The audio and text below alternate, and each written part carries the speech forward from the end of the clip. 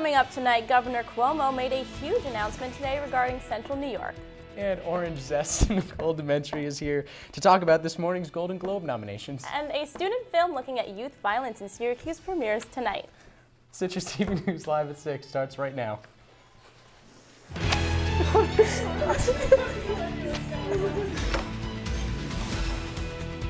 From the Citrus TV studios, this is Citrus TV News Live at 6, your campus news leader.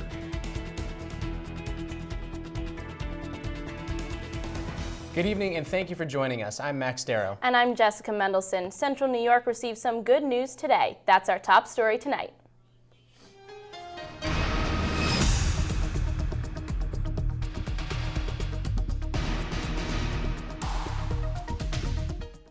The Central New York area is set to receive $500 million in aid over the next 5 years. Governor Andrew Cuomo selected CNY as one of the winners in the Upstate Revitalization Initiative competition. The program is aimed to improve fields such as agriculture and fighting poverty in the local area. The Central New York Regional Economic Development Council estimates the project will create 6,000 jobs. The Finger Lakes and Southern Tier regions were also winners.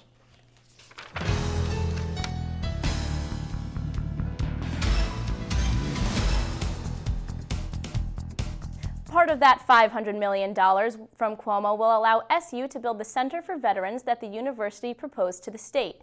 The National Veteran Resource Center will be built at 111 Waverly Place, where Health Services is. According to the proposal by the Regional Economic Development Council, it will give a permanent home to the Institute for Veterans and Military Families.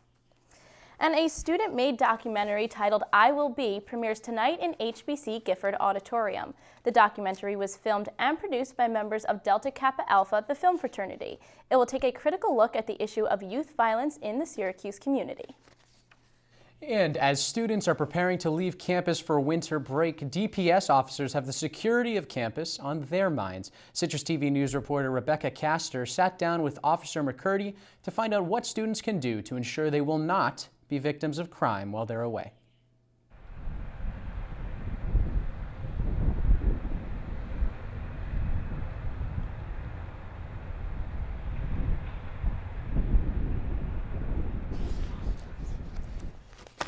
We're sorry that we are having technical difficulties with that package right now, but coming up on Citrus TV News Live at 6. The Supreme Court hears a case that could have an effect on the concept of affirmative action nationwide. A new plan by the Pentagon where officials want to expand military bases. And what President Obama had to say following Donald Trump's remarks on Muslims. All that and more coming up next on Citrus TV News Live at 6. Well, somehow we did it. There was no snow all semester. Stay tuned for your finals break weather coming up.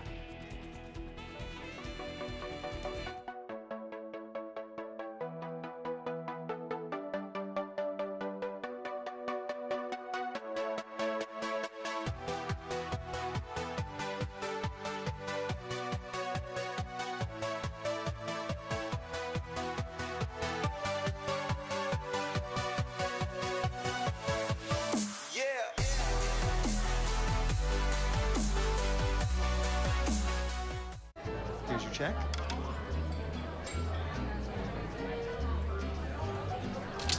Oh, you got it. You know, since I got rid of my car, I really enjoy walking. Okay. Got it. No. Getting pulled over for buzz driving could cost you around $10,000 in fines, legal fees, and increased insurance rates. Oh, you're home early. You live with your mom? That'll set your game back a few years. Buzzed, busted, and broke. Because buzz driving is drunk driving. So who's gonna do what? I'll pack the dead batteries. Great. I'll only put what I don't need into a duffel bag. Perfect. That's totally unhelpful. No problem. Meanwhile, I will try to comfort everyone by speaking in a calm voice. And who is going to handle supplies? I can forget to do a list for us. Thanks, pal. We couldn't be any less prepared. I'm proud of you guys. Talk to your kids about who to call, where to meet, what to pack. Search Ready Kids at nyc.gov or call 311. You know what, guys? There's a lot of tree branches and dry brush over here. We should probably move the bonfire over there.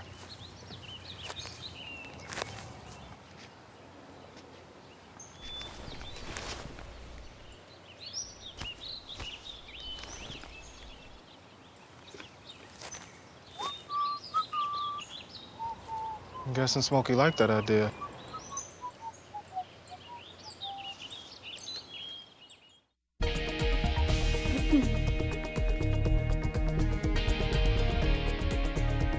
Well, thanks for staying with us. President Obama has approved and signed a revision to the No Child Left Behind law that will prevent federal control in education policy. The legislation will give states and local districts the authority to monitor academic performance, set goals, and determine schools' ratings. President Obama spoke today that this revision in the law will better prepare all students for their college and career paths.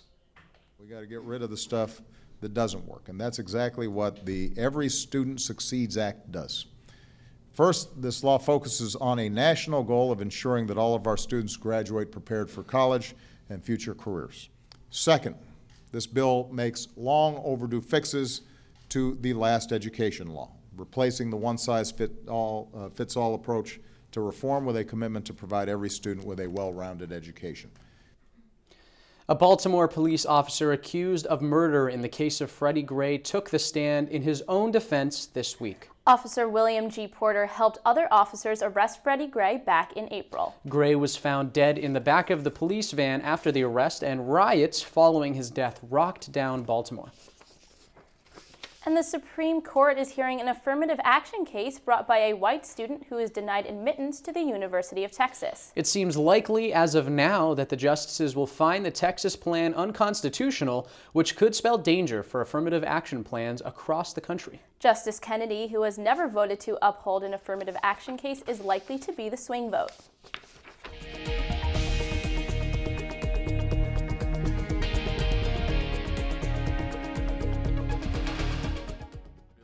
That we have deployed now, and of course we're focused on the defense ones, and knitting them together into a network so that it takes, as is frequently noted, a network to fight a network. This is going to be our network for fighting ISIL on a regional and indeed a global basis.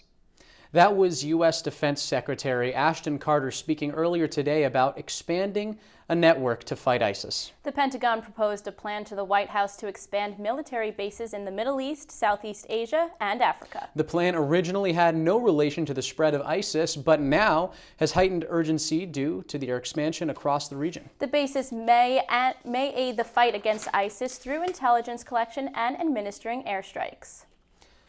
Following the terrorist attacks in Paris, 2 suspects are still at large across Europe. The possible location of those suspects has put the city of Geneva, Switzerland on high alert. Swiss officials warned Geneva authorities and gave them a description of said suspects. Security officials say the threat is precise and the level of vigilance in the city has risen. North Korean media is reporting that the country now has a hydrogen bomb. If the statement is true, then the addition upgrades the country's nuclear capabilities. The country is also in possession of an atomic bomb. Many had thought North Korea was trying to develop a hydrogen bomb, but didn't believe it had the capability. And the National Dialogue Quartet has received the Nobel Peace Prize for its help in transitioning Tunisia into a democracy. The quartet, which is a combination of 4 individual human rights organizations, used dialogue to help Tunisia implement democratic policies when the country was going through widespread social unrest. The honorees are eager to see the same dialogue methods applied to Syria and Libya.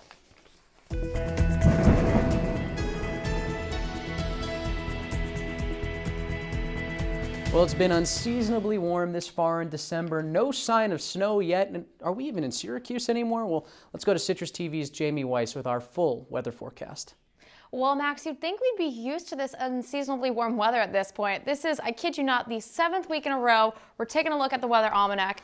Today was a high of 55 degrees when on average December 10th is 38 degrees. This time last year we were experiencing at least 3 inches of snow. Currently, it's 50 degrees outside, mostly cloudy skies. The sun already set about an hour and a half ago. And other areas across the country experienced pretty similar warm temperatures. We had 54 in Detroit, 57 in Chicago, all the way down to 73 in Dallas. So overall, pretty warm across the board.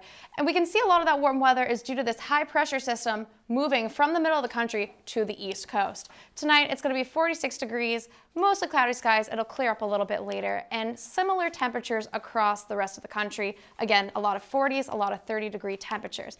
And when we wake up, it's going to be another beautiful day, 58 degrees, partly cloudy skies, not too windy. And then what we're all dreading, fall finals week is almost upon us. Let's break it down for you. Monday evening, we're going to experience some rain, but 59 degrees. Next Tuesday, it'll be sunny, 48. Wednesday, sunny again, 56.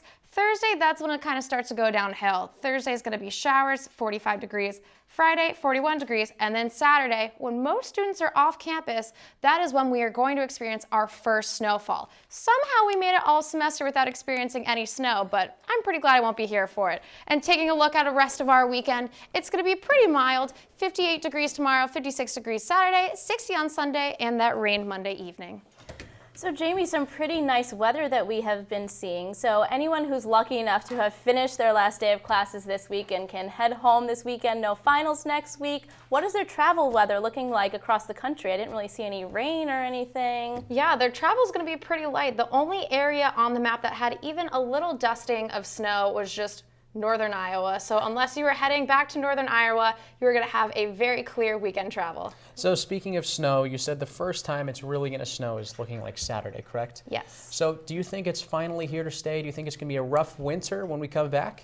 My prediction is that it's going to be a rough winter. The fact that it hasn't snowed at all this entire semester, I think it's all been building up, and once it hits, it's going to be here to stay. So we have some nice weather, it looks like, during finals week. So what do you suggest that students should be doing for studying, but the nice weather that we're also experiencing? Well, I think Wednesday is going to be the nicest day. I think that was the sunniest, the warmest that we're going to have. So be sure to head outside, study in the quad if you can. I know I have a final Wednesday, so I'm not going to get to take advantage of that warm weather. But if you get a chance to, try to head outside before Thursday when the rain hits. Well, Jamie, thank you so much. And coming up next, a popular podcast is back with its newest season. And KJ Vaughn joins us in studio for this week's Citrus TV Sports. And reporter Claire Moran takes us inside a craft expo. Stay with us. You're not going to want to miss it.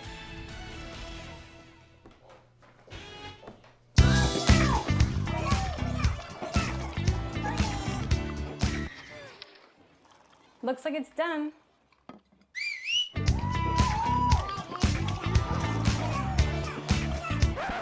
Don't let salmonella get funky with your chicken.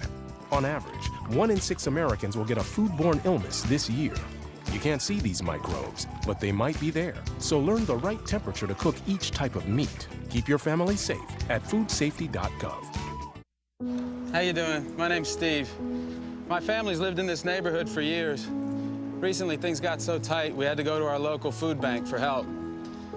I lost a lot of sleep worrying about what the neighbors might think. That is until I saw them there, too. How'd I do, Steve? A little stiff. You could have done a little better. What? Come on.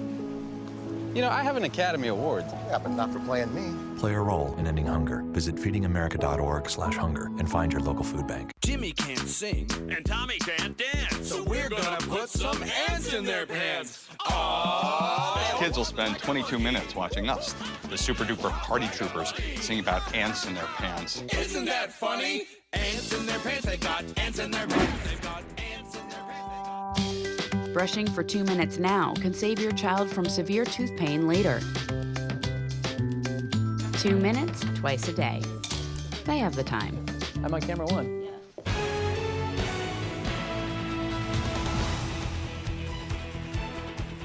Well, a number of artists descended on Syracuse this weekend, and Citrus TV News reporter Claire Moran was lucky enough to be at the Plowshares Craft Fair this weekend to find out what draws artists to this event. It becomes part of your life. It's like a big family reunion when you come here. Vanessa Johnson has been selling her fiber artwork at the show for the past 15 years. For the past 3 of those years, her table has been next to Jennifer Locke. Locke has been coming to the show for 10 years, but she only started selling her work 5 years ago. Everybody here is just so friendly, and the food is fantastic, and people really make it an event for the day. Her daughter was at the show too. This year, she was sleeping under the table while her mom was interviewed. But in past years, the now 12-year-old exhibited her own work at the show and donated the money that she earned to charity. Locke and Johnson said they were lucky to get a spot. Not every vendor that wants to be at the event gets the chance. Organizers say that every year they receive about 170 applications, but this year only 125 vendors are represented. They say that a jury reviews the vendor's application. We try for a variety of craft categories, so we don't want, too many potters or jewelers, and we want to bring in other crafts that might be quirky or different or people just starting out. Malloy says that the Syracuse Peace Council, which hosted the event, expected about 3,000 visitors over the two-day festival this year. These visitors not only had the chance to look at and buy the crafts, there was also live music, a raffle, food, and a silent auction. Johnson says there was something different about the people she met this year. People are coming back with stories about the art that they bought from me, and it's been happening all day, so whatever alignment is happening with the planets and all of that, I think it's something I need right now, too. This was the 45th year that the Peace Council has hosted the event. Claire Moran, Citrus TV News. And the Golden Globe nominations came out earlier this morning. Joining us now in studio for this week's Citrus TV Spotlight is Nicole Dementri with the details on the nominations. Nicole, thank you for being here. Thank you for having me. Can you tell us what the Golden Globes are? Yeah, so it'll be the 73rd annual Golden Globes. It'll be for the 2015 year, so don't get that confused. It'll be in 2016, but it'll be for 2015 about TV and film, and it'll be hosted by Ricky Gervais. So give us some of the biggest surprises and biggest snubs. Okay, so biggest surprises, definitely all of the streaming and cable nominations. For the category comedy and musical, not a single network show was nominated, which is a huge surprise. And then as far as snubs, it goes along the same lines as the networks. It's going to be aired on NBC, and not a single NBC show was nominated. So isn't that mind-blowing? Yes, very much so. So just what were the top nominations for all the Golden Globes? Yeah, so the top nomination was the movie Carol. It has Cate Blanchett and Rooney Mara in it. It had 5 nominations, and that was followed by the comedy Big Short, The Revenant, and Steve Jobs with each 4 nominations. Well, Nicole, thanks so much for being with us tonight. Thank you. The Golden Globes will air on NBC Sunday, January 10th at 8 p.m. And the Affordable Care Act has opened up for its 3rd open enrollment season, and the Obama administration has been thrilled with the results. Nearly 1 million new customers have signed up for the insurance plan, and many others are lining up to enroll. Despite the clear surge in enrollment, Republicans are unimpressed and claim that members are still unhappy with the program's high premiums and limited choices. And watch out LinkedIn, because Facebook is getting a business makeover. Facebook has announced they are going to launch a professional version of their social network in the coming months. The new service would be nearly identical to the original website. However, users would have specific work profiles that are different than their personal profiles. Once launched, the program will be available to all companies that are willing to pay a low monthly cost. And the second season to the popular podcast Serial is out. The episodes cover the case of Sergeant Bo Bergdahl's release from the Taliban in 2014. Expectations for the season are very high. Listeners can download the podcast from iTunes or their smartphone podcasts app. And now joining us in studio is KJ Vaughn with what's coming up in sports. KJ? Coming up on sports, an SU football player is making headlines again. We will tell you who it is. And the women's basketball team played against Coppin State last night. And we're going to have all those highlights and updates coming up for you on the other side of the break. So don't change the channel. I'm Jay Billis of ESPN. You're watching Citrus TV, so don't change the channel. Psst,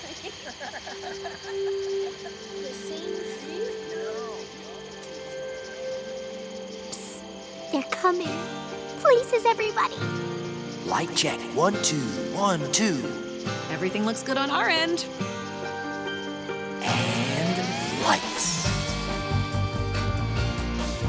Come alive with the forest. Visit discovertheforest.org to find a forest near you. Another season of Orange basketball excitement will be here soon. Wisconsin, North Carolina, Notre Dame, and Pittsburgh are all due in the Dome. Will you be there when this happens? One, lets it go, hits! Will you be there when Dish happens? Will you be there when Swish happens? And Coach Q wants you there as well, as the women's team looks for its 4th straight NCAA tournament berth. Season tickets are on sale now at the Carrier Dome box office, Cuse.com, and 1-888-DOME-TICKS.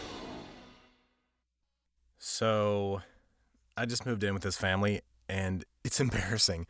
The little one, he likes to go outside and crawl around in the giant litter box. I don't know what he's doing. I mean, I was born and I knew how to use the litter box. Look at that. That's disgusting. Oh, poop already. You're making me nervous. Oh, okay, I can't look at this anymore. I really hope he grows out of this, for his sake. How can I help my daughter with her reading? Searching for help with Dachshund Reading. No. Let me try. Sarah's bright, but when she's reading, she has trouble sounding out words. Playing world music. What? I give up. Wait, I was trying to show you how Sarah feels every day. Frustrating, isn't it? Redirecting to understood.org. Join parents and experts at understood.org, a free online resource about learning and attention issues to help your child thrive.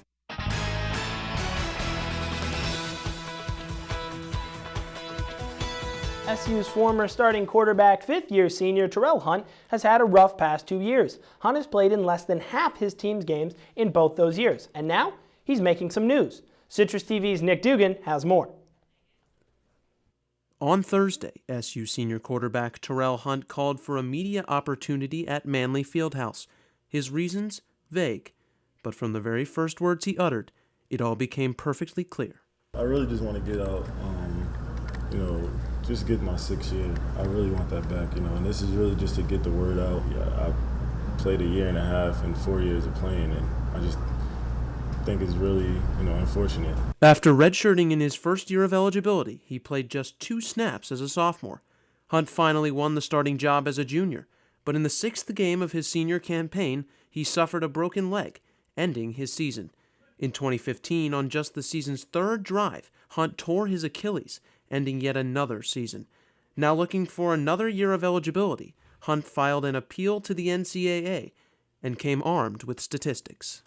The rule is you have to play less than 30% of the games, and I played in 25% over the past 2 years of being hurt. So, just those statistics, I thought it would be a no-brainer.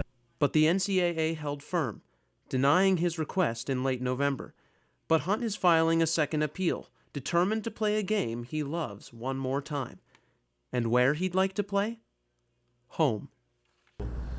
It's tough, but I definitely want to play here, especially under Coach Dino. I like the offense, up tempo. It's nice, it's quick, and they throw for 4,000 yards. So it's kind of hard not to like it.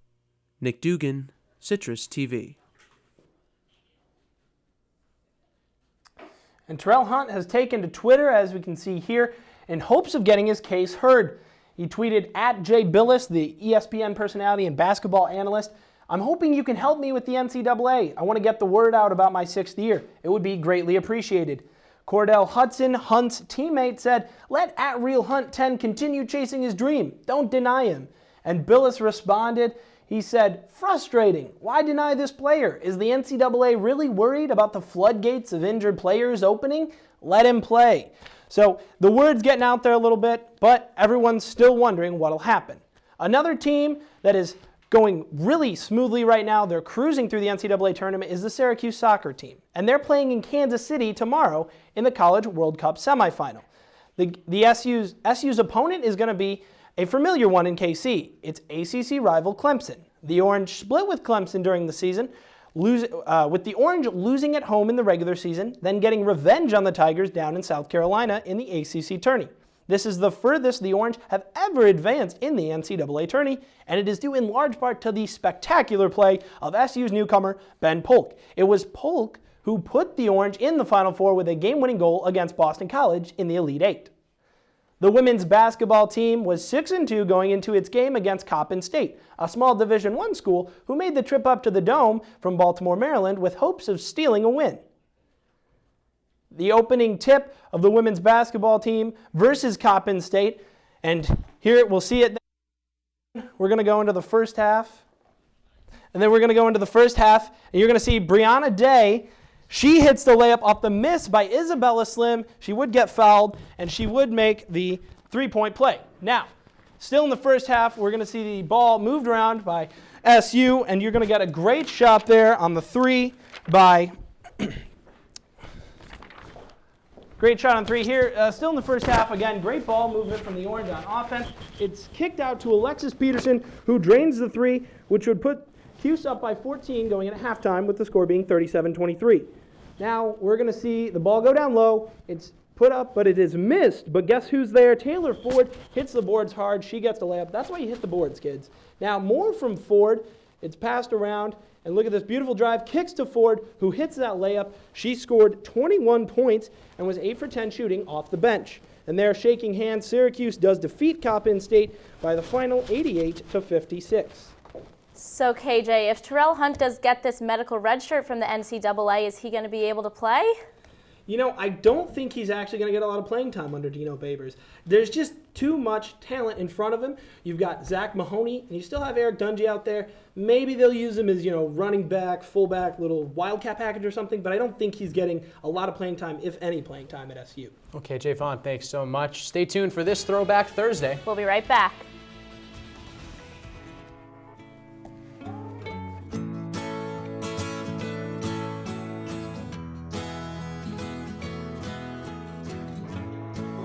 Son, tell him that I've begun to dream of things to come, and tell the trees not to look for me. I'm going to find some peace of mind. Wake the sun. Wake the sun, wake the sun, wake the sun.